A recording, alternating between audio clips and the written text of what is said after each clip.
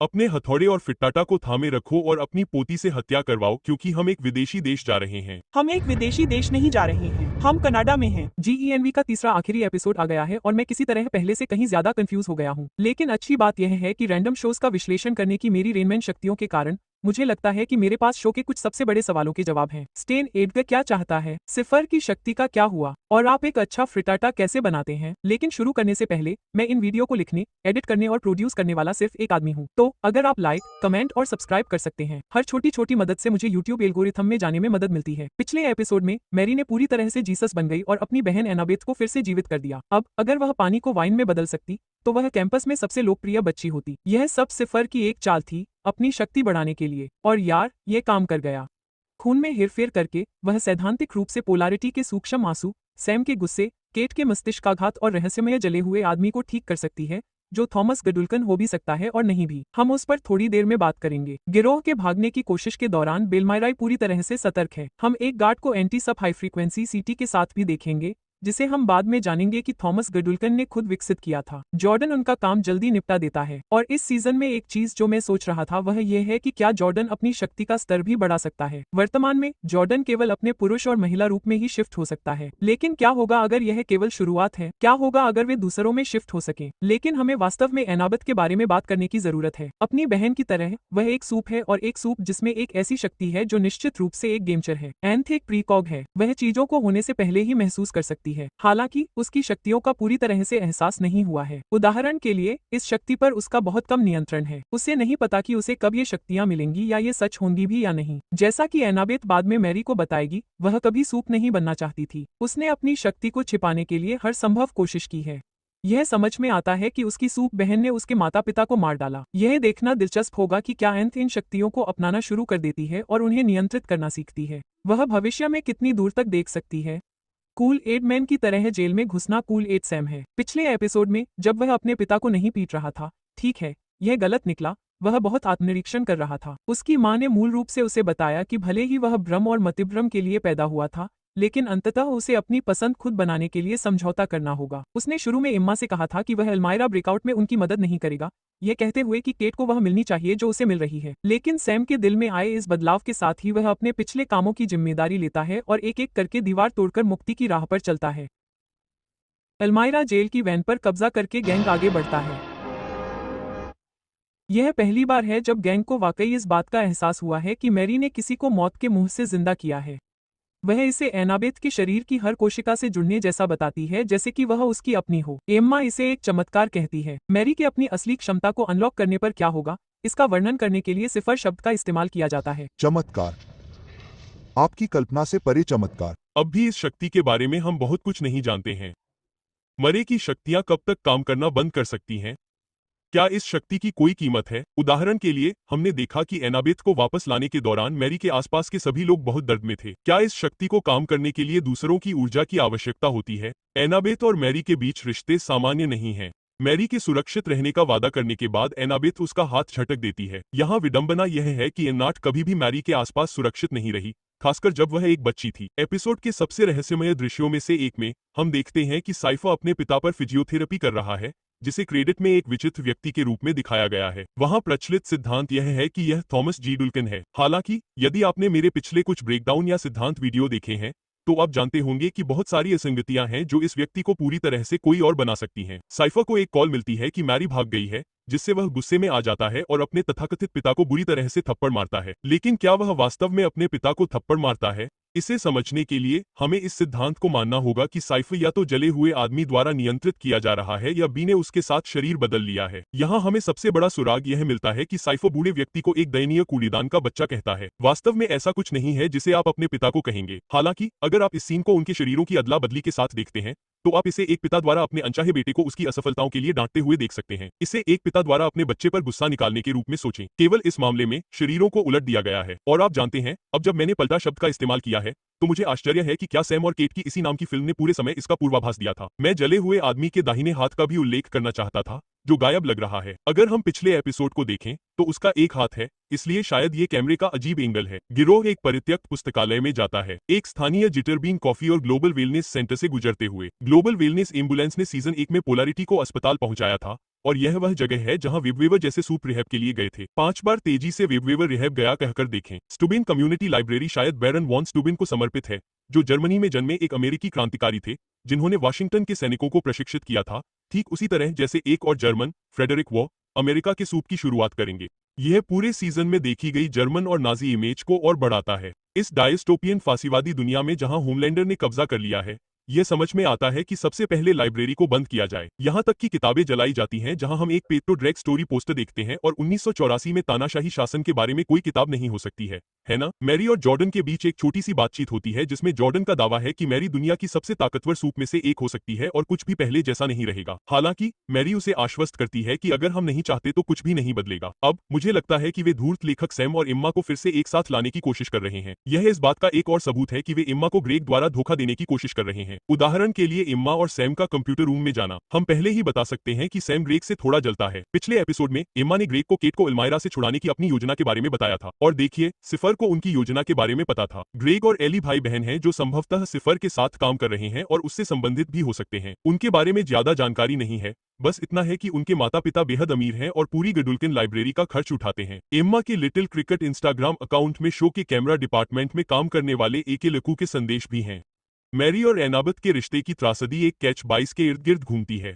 Mary एनाबत को केवल उसके करीब रहकर ही बचा सकती है, लेकिन करीब रहना ही एनाबत को खतरे में डाल देता है। पिछले एपिसोड में हमने देखा कि पोलैरिटी को उसके एक माइक्रो टीएसीजे का सामना करना पड़ा। उसके बाद से वह एक बहुत ही अनचाहे मेहमान के साथ उठा है। सिफर जानता है कि मैरी उससे संपर्क करने की कोशिश करेगी और वह चाहता है कि पोलैरिटी उसे एक संदेश दे। अगर मैरी कैंपस वापस आती है और अपनी ट्रेनिंग फिर से शुरू करती है तो वह उसके दोस्तों और बहन को अकेला छोड़ देगा। इससे यह भी पता चलता है कि मैरी की शक्ति का अभी और भी खुलासा होना बाकी है। उसे निश्चित रूप से उन नई क्षमताओं में महारत हासिल करना सीखना होगा। आंद्रे की मौत से एक हफ्ते पहले उसे पोलैरिटी जैसे छोटे दौरे पड़े थे। अगर इन दौरों की आवृत्ति बढ़ रही है तो इसका मतलब हो सकता है कि पोलैरिटी मौत के करीब है। अगर आप मेरे ट्रेलर स्लीथिंग सेक्शन के साथ बने रहते हैं तो हमारे पास कुछ प्रमुख सुराग हैं जो बताते हैं कि आने वाले एपिसोड में पोलैरिटी की अहम भूमिका होगी। सिफर पोलैरिटी को बताता है कि उसने आंद्रे के दिमाग में हुए नुकसान को ठीक करने की कोशिश की, लेकिन मैं इसे बकवास कहता हूं। मुझे अब भी विश्वास है कि सिफर ने आंद्रे को अपने नियंत्रण में ले लिया और उसके शरीर को उसकी सीमा से परे धकेल दिया। अब मैं चाहता हूं कि आप सिफर की इस दिलचस्प पंक्ति पर ध्यान दें। समय सभी का दुश्मन है, यहाँ तक कि अति सक्षम लोगों का भी। क्या आप ये जानते हैं, है ना? आपको एक चमत्कार की आवश्यकता है, मेरे पास एक है। पिछले एपिसोड में सिस्टर सेज ने सिफर से कहा था कि उसके पास अधिक समय नहीं बचा है। यह उस जले हुए आदमी का संदर्भ हो सकता है जो अब जवान नहीं हो रहा है। अगर यह बूढ़ा आदमी मर जाता है तो उनकी पूरी योजना शायद धूल में मिल जाएगी। जब हापर पोलैरिटी को मैरी के ठिकाने के बारे में बताने के लिए बुलाता है तो सिफर उसे अपने कब्जे में ले लेता है, जिससे उसे उनकी लोकेशन का पता चल जाता है। मैरी एनाबेथ को उसके एंग्जाइटी अटैक से उबरने में मदद करती है जिसका इस्तेमाल वे बचपन में करती थी। यह शो हमें याद दिलाता है कि इन दोनों बहनों के बीच अभी भी एक इतिहास है। उन्होंने कई साल साथ बिताए और मैरी द्वारा अपनी आधी हैलोवीन कैंडी देने के बारे में जो को एंथ की कहानी इसकी एक और याद दिलाती है। मुझे यह भी लगता है कि यह हास्यास्पद है कि उन्होंने लड़की को प्रीकॉक शक्तियों के साथ एंग्जाइटी दी, एक ऐसा भाव जो शरीर को भविष्य के खतरों या अनिश्चितता के लिए तैयार करता है। यह प्रीकॉक क्षमता एनाबेथ को वो के हमले का अनुमान लगाने की अनुमति देती है, जबकि जॉर्डन और सैम मुख्य रूप से वाइकेक से लड़ते हैं जबकि अन्य छिप जाते हैं। केट की शक्तियां अभी भी गड़बड़ हैं और इम्मा ने उसे नियंत्रित करना नहीं सीखा है। मुझे अभी भी लगता है कि हापर इम्मा को उसकी शक्ति को नियंत्रित करना सिखाने में महत्वपूर्ण भूमिका निभाएगा, क्योंकि जब हापर ने इम्मा की क्षमता ले ली तो वह अपनी इच्छानुसार बढ़ने और सिकुड़ने में सक्षम हो गई। हालांकि वॉ का हमला जो न्यूमैन के आने के बाद रुक जाता है। आप उसे द बॉयज में विक्टोरिया न्यूमैन की बेटी और स्टेन एडगर की पोती के रूप में याद कर सकते हैं। हमने उसे आखिरी बार सीजन 4 के फिनाले में देखा था, जहां उसकी मां की मृत्यु के बाद उसे रेड रिवर ले जाया गया था। उसके टेंटकल माउथ ने वीको को जल्दी से हरा दिया और मुझे इस बात की थोड़ी चिंता है कि इसका उस पर कितना कम असर हुआ। वह बहुत शांत है, जैसे यह कोई बड़ी बात नहीं है। हमें बाद में पता चलता है कि उसके दादाजी पूर्व सीईओ स्टेन एडगर ने उसे रेड रिवर से बाहर निकाला था। उनका कहना है कि वह से जाने के बाद वह दूसरे अफसरों की तलाश में थे, कुछ ऐसा जो द बॉयज के सीजन 3 में हुआ था। जैसा कि वह बाद में मैरी को बताता है कि वह का नियंत्रण वापस लेना चाहता है और मैरी ही वह हथियार हो सकती है जिसकी उसे जरूरत है। वह क्रू को 90 फीट नीचे एक भूमिगत बंकर में ले जाता है और जिंक कंक्रीट से बना है जो एक्स-रे विशन और न्यूट्रॉन बम का सामना कर सकता है। ये होमलैंडर और सोल्जर बॉय के लिए इशारा है। सीजन 4 के अंत में हमने होमलैंडर को इस तरह के क्रायोजेनिक चैम्बर में सोल्जर बॉय के शरीर पर मंडराते हुए देखा। मुझे आश्चर्य है कि क्या स्टेन को कुछ पता है जो हमें नहीं पता, कि सोल्जर बॉय कैद से बाहर है और उसका पीछा कर रही है। वास्तव में होमलैंडर ने सोल्जर बॉय को रिहा करने का कारण शायद यही हो सकता है। वे दोनों स्टेन एडगर को मरवाना चाहते हैं। याद रखें, यह स्टेन एडगर ही था जिसने 1984 में सोल्जर बॉय के साथ विश्वासघात किया था, जहां उसने उसे रूसियों के हवाले कर दिया था। स्टेन के अनुसार वॉ के पास एक ट्रैकिंग चिप थी। वह मैरी के स्थान का पता लगाने में सक्षम था। वीए को अपने कई उच्च मूल्य वाले सूपों में ट्रैकिंग चिप्स लगाने के लिए जाना जाता है, जिससे लगता है कि स्टेन के पास अभी भी वीए सिस्टम तक पहुंच है। मैं सीजन 2 से एक सिद्धांत भी लाना चाहता हूं जो शो को पूरी तरह से उलट सकता है कि स्टेन एडगर फ्रेडरिक वीए है, जो एक नाजी के रूप में फ्रेडरिक वीए के लिए सबसे कम संभावना वाला व्यक्ति होगा, अगर वह एक अश्वेत व्यक्ति नहीं है। यह एकदम सही कवर है। हम अभी भी नहीं जानते कि फ्रेडरिक वीए की मौत कैसे हुई, और वीए गडुल्कन के झगड़े का पता लगाना वाकई दिलचस्प होगा, जिसने इन पूर्व व्यापारिक साझेदारों को दो बहुत ही अंधेरे और खतरनाक रास्तों पर ले जाया। स्टेन को पता है कि गडुल्कन अभी भी जीवित हो सकता है, इससे सब कुछ बदल जाता है। विक्टोरिया न्यूमैन ने स्टेन को मैरी और उसकी शक्ति की क्षमता के बारे में बताया था। अब वह उसे अपने फ्रिटाटा के साथ अपनी योजना में शामिल करना चाहता है। स्टेन के अनुसार प्रोजेक्ट ओडेसा थॉमस गडुल्कन के दिमाग की उपज थी, जिसका लक्ष्य भगवान के स्तर के सुपरहीरो को बाकी लोगों से ज्यादा मजबूत और शक्तिशाली बनाना था। इस प्रोजेक्ट में केवल 2 सूप सफल पाए गए थे, होमलैंडर और मैरी मारो। जैसे ही सैम बंकर में मिलने वाले मनोरंजन को देखता है, वह एम्मा से माफी मांगता है, आखिरकार अपने किए की जिम्मेदारी लेता है। उसे याद है कि एम्मा ने उसे कैसा महसूस कराया था और उसे उम्मीद है कि एक दिन वे उस चिंगारी को फिर से जगाने की कोशिश करेंगे। एम्मा एक ही पृष्ठ पर नहीं लगती, कम से कम अभी तक नहीं। वह दुविधा में पड़ जाती है और जब मौका था तब वह किस नहीं करती। डिनर के दौरान स्टेन हमें सिफर और गडल्कन के अतीत के बारे में विस्तार से बताता है। गडल्कन का मानना था कि वह सूप को नियंत्रित कर सकता है, जबकि सिफर सूप की सर्वोच्चता में विश्वास करता है। हालांकि अगर सिफर को गडल्कन द्वारा नियंत्रित किया जाता है तो इसका मतलब यह नहीं है कि ये लक्ष्य जरूरी नहीं कि बदल गए हों। जब गडल्कन इंसान था तो वह सूप को नियंत्रित करना चाहता था, लेकिन सूप बनने के बाद वह अब दुनिया पर कब्जा करने के प्रयास में उन्हें सचमुच नियंत्रित कर सकता है। स्टेन इसे वॉल्टलैंड उबर एलिस के रूप में संदर्भित करता है। जर्मन एकीकरण गीत ड्यूट्सेलैंड लाइट की शुरुआती पंक्ति का संदर्भ जो आमतौर पर नाजियों द्वारा इस्तेमाल किया जाता था। इसलिए अगर हम स्टेन एडगर की बात को सच मानते हैं तो सिफर और गडल्कन, अगर वे एक ही हैं, तो एक सूप मास्टर रेस बनाना चाहते हैं। इस बात का समर्थन करने के लिए एक और सबूत है कि सिफर थॉमस गडल्कन है। वह गडल्कन के काम को फिर से बनाने में सक्षम था। हालांकि उस आग में सारी योजनाएं नष्ट हो गईं, जिसमें उसे मार दिया गया। हमें पहली बार यह भी पता चलता है कि गडुल्कन का शरीर उस आग से कभी नहीं मिला। अगर जला हुआ आदमी वास्तव में गडुल्कन है तो इसका मतलब है कि वह लगभग 91 साल का होगा। मूल रूप से स्टेन ने मैरी को सुरक्षा देने की योजना बनाई थी, बदले में उसकी मदद के लिए जब वह पर नियंत्रण हासिल कर लेगा। हम वास्तव में नहीं जानते कि यहाँ मदद से उसका क्या मतलब है, लेकिन तथ्य यह है कि उसने मूल रूप से इस शब्द का उपयोग किया है। यह सुझाव देता है कि अब यह प्रस्ताव टेबल से हट गया है, क्योंकि गडुल्कन अभी भी जीवित हो सकता है। स्टेन का अंतिम लक्ष्य जो भी हो, उसमें नियंत्रण शामिल है, और अगर वह जले हुए आदमी को बचा लेता है जिसे वह मानता है कि वह गडुल्कन हो सकता है, तो यह वह पर नियंत्रण हासिल करने की कुंजी हो सकती है। एनाबेथ और जो के बीच इस मधुर दृश्य में हम सीखते हैं कि वे दोनों कैसे चाहते हैं कि वे अपने माता पिता की मदद के लिए कुछ कर सकें। जो कहती है कि उसे यकीन नहीं है कि उसके पिता समीर के साथ क्या हुआ। आखिरी बार जब हमने उसे देखा था तो उसने किमिको को सूप मारने वाले वायरस से वार किया था और भाग गया था। स्टेन ने जो को बताया था कि उसने उसकी तलाश की थी, लेकिन हम 100% निश्चित नहीं हो सकते, क्योंकि सीजन 4 में हमने देखा कि स्टेन को समीर से कितनी नफरत थी, जिसके बारे में उसने कहा था कि उसने उसकी बेटी का कौमार्य भंग कर दिया था। अब एक लाइन है जो मुझे थोड़ी धमकी वाली लगी। अगर मैरी रुकने का फैसला करती है तो यह आसान होगा। लेकिन जो इसे इतनी बेपरवाही से कहती है कि ऐसा नहीं लगता। स्टेन बैंकर्स बॉक्स का एक गुच्छा लाता है जिसमें गडुल्कन के सुपरएबल व्यक्तियों को नियंत्रित करने और वश में करने के मूल शोध भरे हुए हैं। इनमें हाई फ्रीक्वेंसी सीटी, कॉलर्स और यहाँ तक कि हलाथेन भी शामिल है, जिसका इस्तेमाल हमने द बॉयज के सीजन 4 में बहुत बार देखा था। अगर जला हुआ आदमी वास्तव में गडुल्कन है तो उसके पास होमलैंडर को खत्म करने की चाबी हो सकती है। स्वाभाविक रूप से मैरी जल्द से जल्द गडुल्कन से बात करना चाहती है, लेकिन स्टेन को यह विचार पसंद नहीं है। मुझे लगता है कि वह पहले गडुल्कन तक पहुंचना चाहता है और सूप की जान को खतरे में नहीं डालना चाहता है। उसका मानना है कि मैरी के सभी दोस्तों से ज्यादा ताकतवर है। यहाँ सिफर किसी ऐसे व्यक्ति से फोन पर बात कर रहा है जिसे मैरी का पता लगाने का काम सौंपा गया है। अगर आप ड्रेक और एली थ्योरी पर यकीन करते हैं तो यह उनमें से एक हो सकता है, या फिर वह क्वांटम बटरहॉल वाला आदमी हो सकता है जिसे वह बहुत निराशाजनक कहता है। निराश होकर सिफर पोलैरिटी को खुद को थप्पड़ मारता है और एक डरावनी कहानी सुनाता है कि कैसे उसके पिता उसे कंगारुओं को बुलाने के लिए ऑस्ट्रेलिया ले गए थे। यहाँ हमें खुद से यह पूछना होगा कि वास्तव में ये कहानी कौन बता रहा है। क्या यह सिफर है या सिफर को नियंत्रित करने वाला व्यक्ति? झुंड की रक्षा और ताकतवर लोगों को बचाने के लिए यह हत्या की गई थी, और सूप के मामले में सिफर ने यही अपना असली लक्ष्य बताया है। वह कमजोरों से छुटकारा पाना चाहता है ताकि ताकतवर और मजबूत हो जाएं और औसत दर्जे के लोग नष्ट हो जाएं। उसका अंतिम लक्ष्य 70% गडल्कन को बुलाना है, और ये तो बस शुरुआत है। वह चाहता है कि यह पूरी दुनिया में हो। तो क्या इसका मतलब ये है कि सिस्टर सेज भी यही चाहती है? सिस्टर सेज के बारे में सब कुछ यही इशारा करता है कि वह सामान्य रहना चाहती है। हम देखते हैं कि कैसे उसने 1 या 2 घंटे के लिए वैसा महसूस करने के लिए अपनी लैबोरेटरीज की।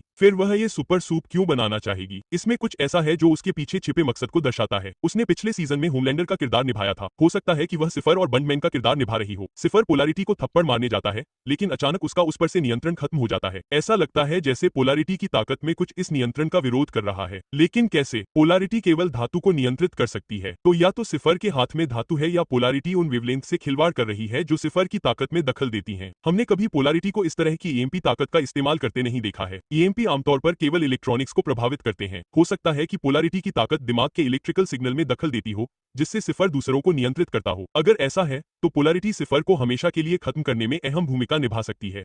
यह नया खुलासा सिफर को वाकई हैरान कर देता है, क्योंकि जब पोलैरिटी उसे देखने जाती है तो वह कहीं नहीं मिलता। एक और थ्योरी यह है कि सिफर में चिप लगी हो सकती है और अगर उसके पास चिप है और इम्पोलैरिटी सैद्धांतिक रूप से उसका फायदा उठा सकती है। यह भी संभावना है कि जैसे जैसे जले हुए आदमी की उम्र बढ़ेगी सिफर की शक्तियां कम होने लगेंगी। अगर उसकी असली ताकत जले हुए आदमी से आई है तो यह समझा सकता है कि वह मैरी की ताकत का इस्तेमाल करने के लिए इतनी जल्दी क्यों है। मैरी की बात करें तो एपिसोड उसके बंकर से निकलने के साथ खत्म होता है। वह एंथ के लिए उससे ज्यादा खतरा लेकर आई है जितना वह प्यार करती है, और ऐसा लगता है कि उसके आसपास के सभी लोग उसके साथ एक वस्तु की तरह व्यवहार कर रहे हैं। स्टेन उसकी ताकत चाहता है, सिफर उसकी ताकत चाहता है, और इस तथ्य को और पुख्ता करने के लिए एपिसोड के आखिरी पल में केट मैरी से उसकी ताकत चाहती है। वह लोगों द्वारा उसे बताए जाने से तंग आ चुकी है और मुझे लगता है कि उसका अगला कदम पोलैरिटी से जुड़ना और जले हुए आदमी तक पहुंचना होगा। यह एक तरह की विडंबना है कि बैकग्राउंड में सिंपल माइंड का don't you forget about me का एक वर्जन बज रहा है, बिना किसी को बताए चली जाती है। ऐसा लगता है जैसे वह चाहती है कि वे उसे भूल जाएं। लेकिन आगे क्या होने वाला है, इसे और गहराई से समझने के लिए आइए ट्रेलर के सुकून भरे हिस्से पर नजर डालते हैं। गैंग कैंपस में वापस आ जाता है। क्या वे साइफर को हमेशा के लिए खत्म करने आए हैं या उसके साथ कोई डील हो चुकी है? हम देखेंगे कि मॉरिस एक साथ जॉर्डन, एम्मा, सैम और ग्रेग को ऊपर उठाता है। वह ऐसा क्यों कर रही है जब इससे उन्हें नुकसान हो रहा है? क्या साइफर उसे अपने वश में कर सकता है? बचे हुए कई सीन पोलैरिटी के इर्द गिर्द हैं और यार इस आदमी को बहुत मुश्किलों का सामना करना पड़ रहा है। यहाँ ग्रेग उस पर हमला करने के लिए तैयार हो रहा है। कम से कम मुझे लगता है कि यह पोलैरिटी है, क्योंकि यह सैम के हीरो ऑप्टिमाइजेशन क्लास में उसे उड़ाने वाले सीन से मेल खाता है। हो सकता है कि पहले वाले सीन में पोलैरिटी उसी ईएमपी चीख के साथ क्लास में आती है जिसने साइफर की शक्तियों को निष्क्रिय कर दिया था। तो कौन जानता है, इससे दूसरों को सिफर को वश में करने या मारने का मौका मिल सकता है जबकि उसकी शक्तियां काम नहीं कर रही हैं। सिफर के घर की तिजोरी के पीछे हमारे पास एक ऐसा पल है जहां मैरी पोलैरिटी का हाथ पकड़ती है जबकि कमरे की रोशनी टिमटिमाती है। ऐसा लगता है कि वह उसे उसके दौरे से ठीक करने की कोशिश कर रही है। मुझे यह भी दिलचस्प लगता है कि यह सब वहां होता है जहां जला हुआ आदमी है। शायद उन्हें पता चल गया है कि वास्तव में वह इस सब के पीछे है। जॉर्डन, सैम और एम्मा बंकर के अंदर हैं। एम्मा किसी चीज से पूरी तरह भीग गई है। क्या उन्हें मैरी के पीछे जाने की अनुमति होगी? पोलैरिटी डीन सिफर के ऑफिस में घुसती है और उसके पीछे केट होती है। हम उसे सड़क के किनारे खून से लथपथ भी देखेंगे जिसका पीछा ब्लैक नोअर कर रहा है। हीरो ऑप्टिमाइजेशन क्लास, सिफर के ऑफिस और उसके घर के बीच वह सिफर को मारने के लिए शिकार पर है। एक शॉट में मुझे लगता है कि मैरी वास्तव में सिफर द्वारा कठपुतली की तरह काम कर रही है। हमने उसे सैम पर अपनी रक्त शक्तियों का उपयोग करते हुए देखा है, लेकिन जिस तरह से वह उसे खुशी से घूर रही है, अपने हाथों को कठपुतली की तरह फैला रही है, उससे मुझे लगता है कि सिफर उसके जरिए ये सब कर रहा है। अंत में हमारे पास रूफस और कुछ और छात्रों के साथ एक अजीब डांस नंबर है। क्या वे सभी सिफर द्वारा नियंत्रित किए जा सकते हैं? हम मैरी को कुछ मृत छात्रों के खून को इकट्ठा करते हुए भी देखते हैं। मुझे आश्चर्य है कि क्या सिफर ने हत्या शुरू कर दी है, कुछ ऐसा जो मैरी और उसके गिरोह को रोकना होगा। लेकिन अब मैं इसे आपके हवाले करता हूँ। क्या पोलैरिटी बच पाएगी? मैं नीचे कमेंट्स में आपके विचार और सिद्धांत सुन